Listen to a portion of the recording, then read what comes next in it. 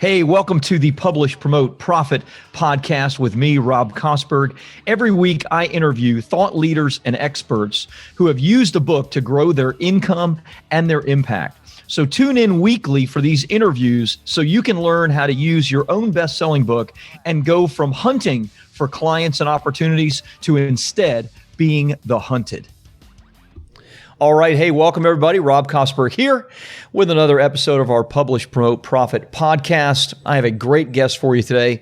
We're going to be talking about business. We're going to be talking about financial intelligence. I think you're going to love Mr. Henry Daas. Henry is a serial entrepreneur, business coach, well-rounded person, self-described ordinary guy, screenwriter. What haven't you done? I just found out he drove across the country and just got back home yesterday. So I'm really glad that he's taken some time to be with us. You, of course, have written a book on personal finance, which very, very excited to talk to you about. FQ, Financial Intelligence, what you really need to know about how to manage, invest, and grow your money now. So, Henry, thanks so much for being on the podcast with me today.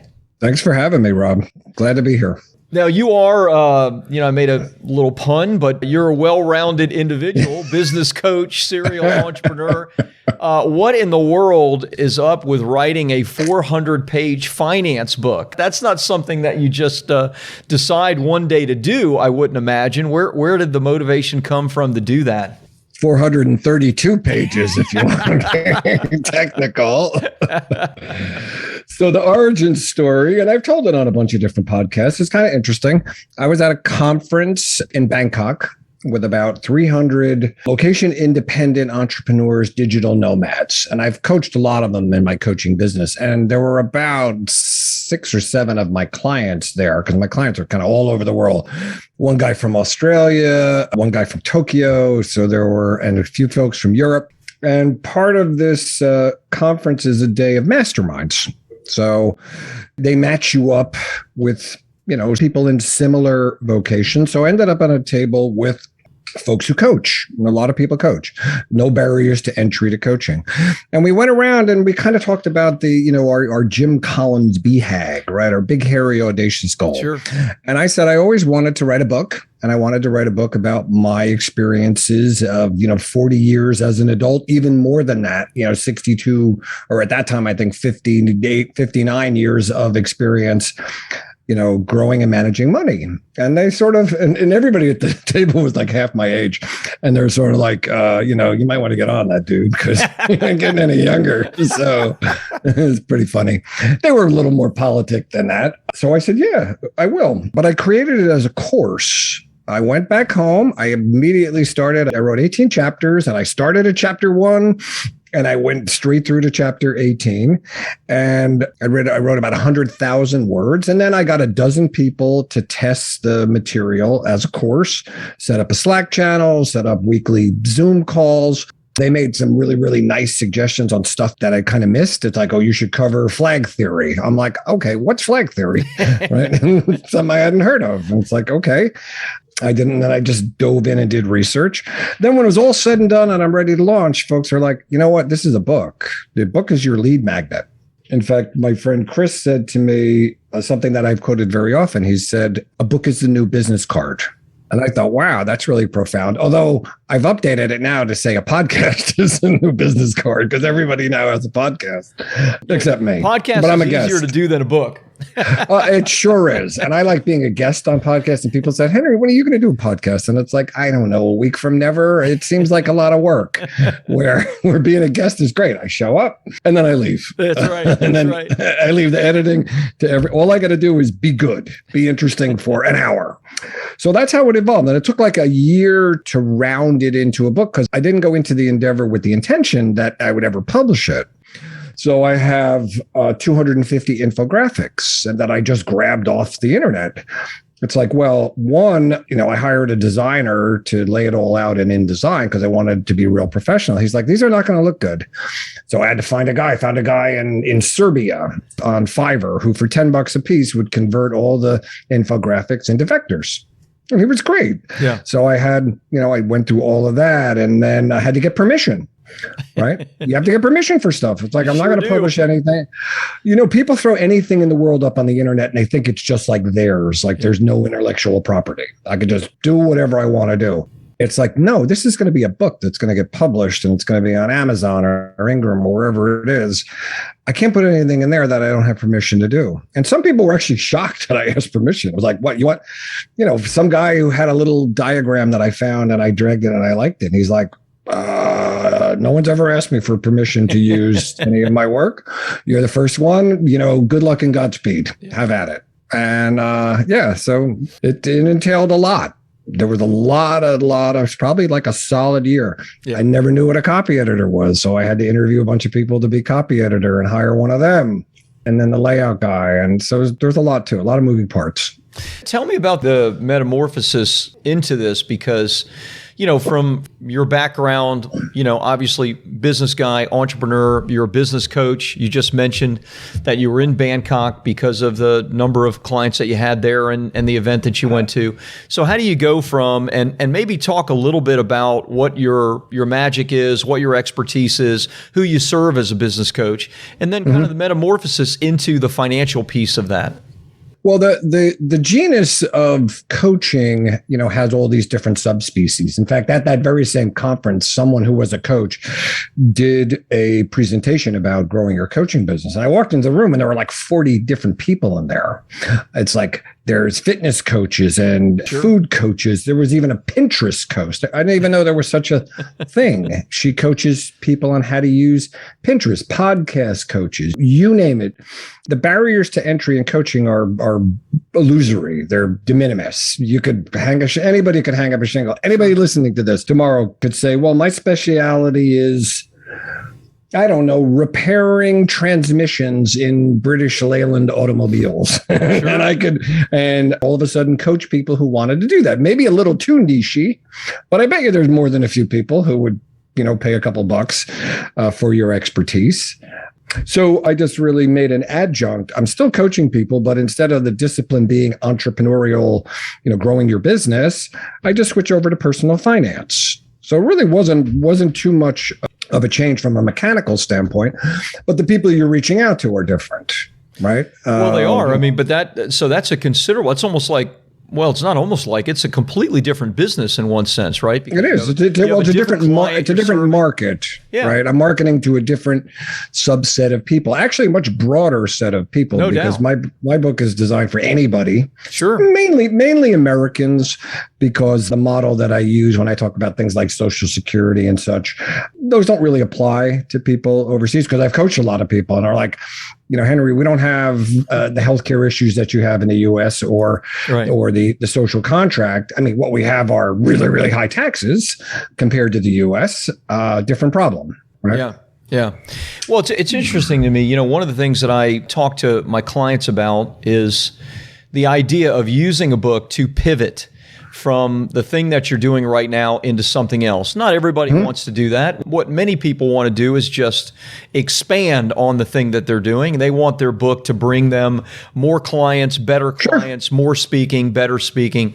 But it seems like you took the other course, which I actually love, and that is you've written a book and now you're using that book to kind of pivot into this newer market for you, not where you're certainly an expert on it, but it's a market that you haven't been focused on. Was that kind of the idea from the beginning? Yeah. Well, the real impetus was to do group coaching, because that was the topic of our little mastermind group, is people were struggling with scaling, right? I coach people one-on-one.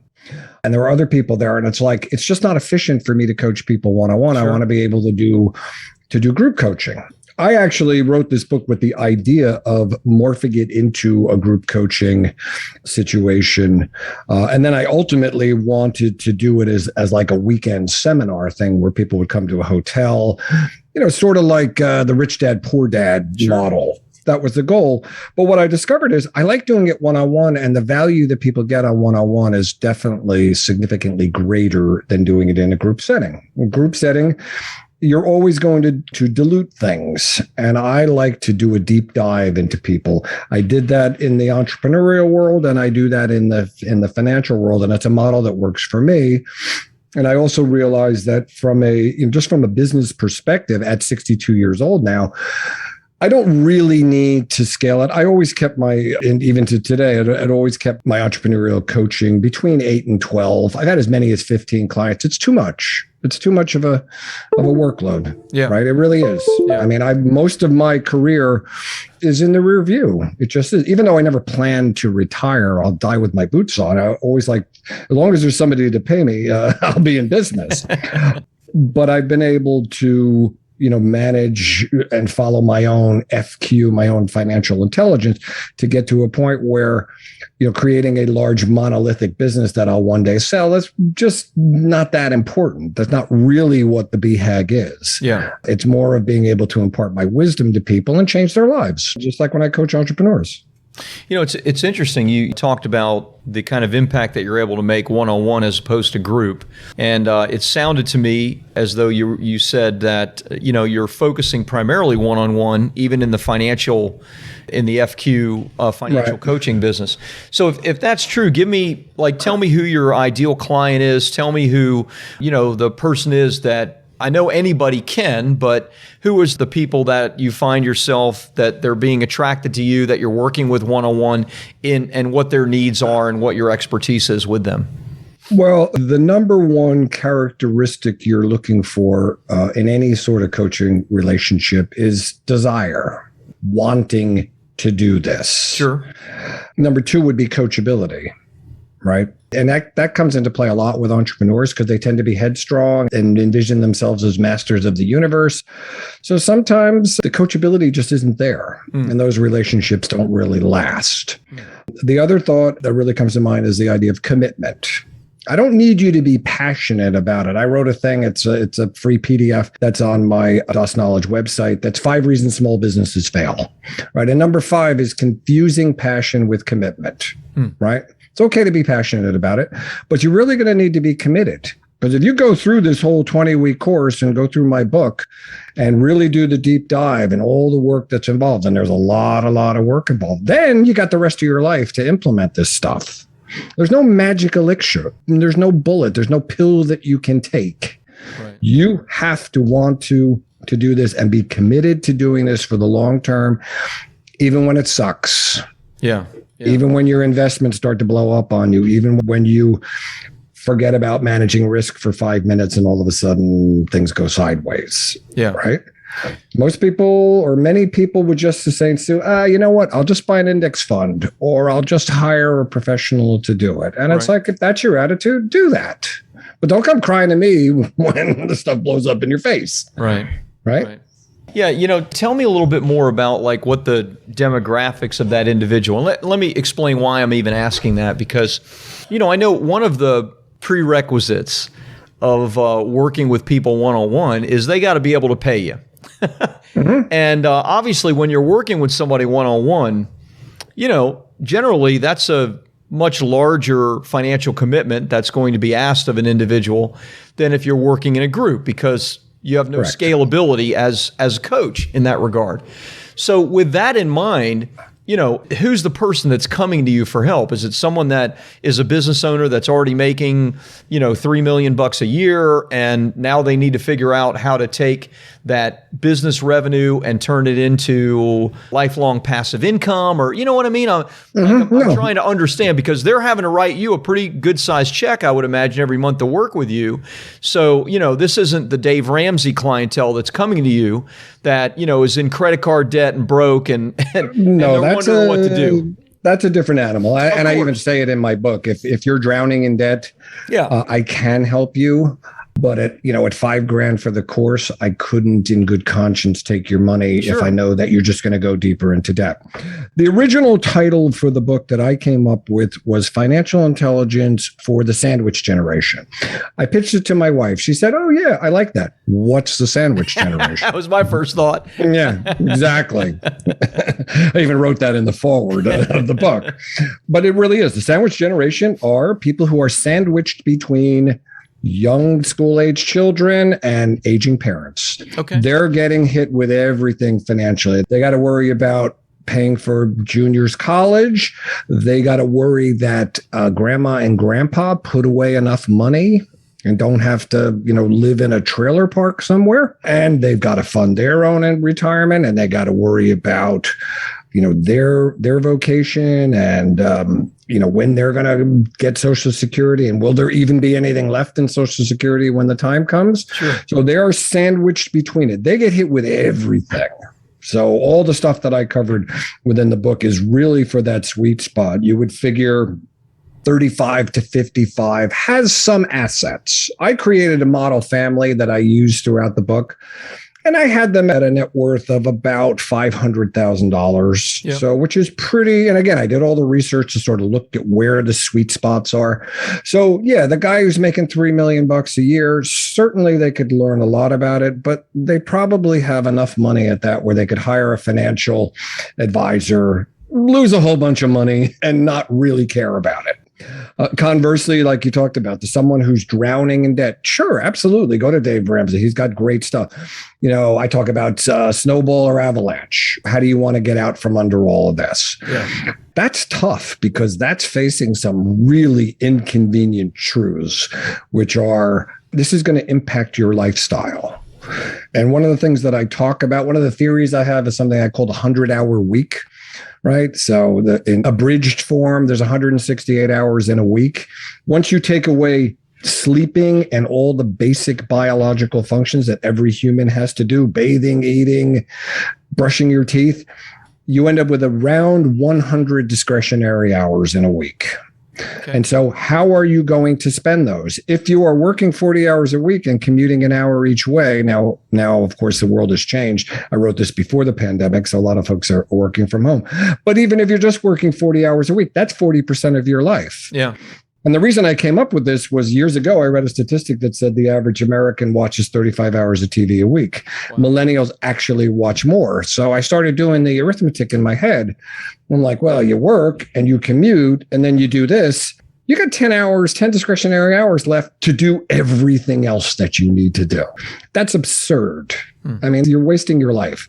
Time is the one asset that you will never get any more of. You can get more money, you can get more clothes, you can go on more vacations. There's a million things that you can do that you can get more of. You're never going to get more time. Yep. You're going to get what Father Time gave you, and that's it. So use it wisely, right? Just manage it. Yep. I love that. So many people feel like if they could trade between time and money, they keep the money and use their time. And I think that they're dead wrong. And that's the biggest mistake that people can make. It's a huge blunder. Yeah. I had a doctor's appointment this morning and I made a mistake realizing that it, was a half an hour drive away. I'm thinking it's local because now I live in the boondocks in Connecticut.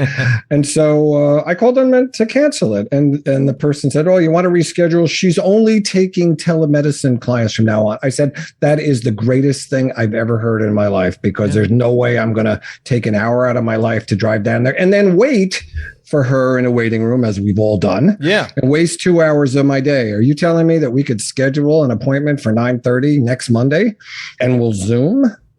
Yeah. It's like, let's do that. Perfect. I love it. Let's change gears a little bit if we could, Henry. Absolutely. As you know, Publish, Promote, Profit, like we spoke about, is certainly about your expertise and your book, but also it's about what your book has done for you and for your business. It's not easy to write a book. Certainly not easy to write 432 pages either. So you did it with some goals in mind. You did it with some purpose. So talk to me about, and tell me, are there any stories or examples that you could give of how your book has helped you to make more money, grow your coaching business, get speaking engagements, whatever it is that you've seen come from that great effort? Well, the idea that a book is the new business card, that's a real thing. Yeah. I mean, the opportunities to market that are myriad. Now, some of them have been colored by COVID, but certainly having a book out there, I'm on a podcast talking about my book right True. There. I've now reached a new audience of people who otherwise may not be able to reach me or aren't going to find me. Remember, the internet is a gigantic place. I describe it as 7.5 billion people screaming, look at me, all at the same time. Yeah. Right. So how are you going to differentiate yourself out there in the market? It's benefited me I've had people sign up for strategy sessions I have one tomorrow From to your talk book. about. Yeah, from my book, directly from the book. And I don't really paper the earth with it. I have a VA who puts stuff out on Instagram and does all that stuff. LinkedIn, very small, incremental little bits. Again, I don't need a lot. As I said to one of my clients a while ago, I said, look, there are 7.5 billion people on the planet. I need like 8 of them to be my clients and I'm fine. So I like those odds, those are pretty, but still finding them in the morass that's out there is very difficult. Right. When I first published the book and I put it on Amazon, you couldn't find it. Amazon's search engine is not optimized for even search terms. Unless you are selling dozens and dozens or hundreds of books, you're kind of invisible, and that's okay. I actually give my book away for free. So if you go to my website, I finally just said, and I've sold a bunch of copies, but I finally said, no, I just want people to read it. Read it if you think it's valuable and you want to learn this as a course, learn it from the master. Because originally, when somebody suggested turning it into a book, I said, well, am I not eating my own seed corn? They're like, no, Henry, you're looking through the wrong end of the telescope. If people read the book, even if you give it for free, and they like you and they like what's in it, they want to learn it from the master. Yep. I'm like, okay, I buy that. So certainly that is a good thing. But here's the caveat. And this is just me talking. So I had a client a number of years ago who hired a guy to write a book in like 8 weeks. And there's a whole bunch of guys out there who do that. You don't have to Google very far. It's a book in a box. You can spend $100,000 if you want to do a book in a box kind of thing and have somebody ghostwrite it for you. And he wrote this book. It took him a lot longer than 8 weeks because he kept, dragging his heels on it because it's work to write a book. And then I read it when it was all said and done. And I said, well, this is a pretty good first draft, right? Yeah. But you don't want to put a pretty good first draft out in the world because it'll be there forever. I mean, my wife is a voracious reader, and she read a book about a billionaire whose name I won't mention. And she shook her head because she'd actually met the guy. And she said, there are typos. There's like typographical errors in the book. There's one typographical error in my book. I mentioned Usain Bolt, but I think I misspelled his first name. Somebody sent me a note. I said, if there's only one in 120,000 words, I'll take it. But still, it bugged me. Even today, it bugs me that there is a mistake in there. It's okay. I acknowledge it doesn't have to be perfect, but it has to be professional. It has to look, because it's a business card. So when you get a crappy business card from somebody, what does that tell you? Yeah. You look at this and say, what'd you do? Go to Kinko's and then you printed them out and you cut them out with a pair of scissors? You'd be better off just sending me something on Facebook, right? And dispensing with business cards altogether, which most people have done. So if you're not going to do something professional, because it's a reflection of you. And it's a reflection that will live forever. Yeah. And so that's really, I think that's something that people miss. Don't put junk out there. First drafts are fine. I went through, I don't even know how many drafts of my book. I had 2 different proofreaders. I had my copy editor, and then I had my design guy making suggestions to me. So I had a lot of cooks in the broth, but each one of them made it incrementally better. And the dozen people who did my beta tests for me, they added suggestions. Sure. Who said, oh, you misspelled this, or you did that. I think that's really important. And again, just from a professionalism standpoint. Yeah. Yeah. Well said, my friend. I agree. I haven't read your book at this point, but I did download it. And because you are downloading it is not the same as reading. I just downloaded it before the podcast, so you got to give me some time. It's 432 pages. I'm just pulling your chain. I had a client when I first published it, and I sent it to all my clients. And I said, "Did you read my book?" He said, "Well, I skimmed it." I said, "All right, here's a little note for you. Never tell an author that you skimmed their book. Lie to them. Tell them, I read the first chapter. I really enjoyed it. That's it.